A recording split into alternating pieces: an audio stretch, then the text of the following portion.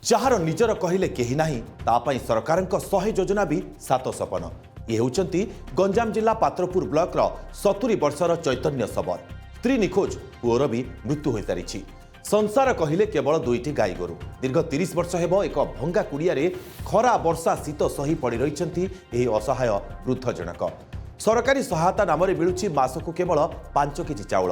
ନା ମିଳିଛି ଆବାସ ଘର ଖଣ୍ଡେ, ନା ମିଳୁଛି ବାର୍ଦ୍ଧକ୍ୟ ଭତ୍ତା। ପ୍ରଶ୍ନ ଉଠୁଛି, ଗରିବଙ୍କ ପାଇଁ ହେଉଥିବା ବଡ଼ ବଡ଼ ଯୋଜନା ସବୁ ପ୍ରକୃତରେ ଯାଉଛି କୁଆଡ଼େ? ଏହି ଦୁଃଖ ଚୈତନ୍ୟଙ୍କ ଭାଗ୍ୟ ନୁହେଁ, ବରଂ ପ୍ରଶାସନର ଅନ୍ଧତ୍ୱ। ଚୈତନ୍ୟ ସବରଙ୍କ ଏହି ଅବସ୍ଥା ଆମ ସମାଜ ଏବଂ ବ୍ୟବସ୍ଥାର ଅସଲ ଚେହେରାକୁ ପଦାରେ ପକାଇ ଦେଇଛି।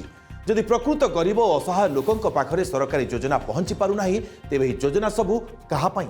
ଆମ ଚାରିପାଖରେ ଏମିତି ଅନେକ ଚୈତନ୍ୟ ଅଛନ୍ତି ଯେଉଁମାନେ ବ୍ୟବସ୍ଥାର ଅବହେଳା ଯୋଗୁଁ ତିଳ ତିଳ ହୋଇ ମରୁଛନ୍ତି। ଆସନ୍ତୁ ଏହି ଘଟଣାକୁ ଏତେ ସେୟାର କରିବା ଯେମିତି ଏହା ସିଧାସଳଖ ଉପରିସ୍ଥ ପ୍ରଶାସନ ଓ ସରକାରଙ୍କ କାନରେ ପହଞ୍ଚିବ ଏବଂ ଚୈତନ୍ୟ ସବରଙ୍କୁ ତୁରନ୍ତ ତାଙ୍କର ମୌଳିକ ସୁବିଧା ଘର ଏବଂ ଭତ୍ତା ଟିକକ ମିଳିପାରିବ।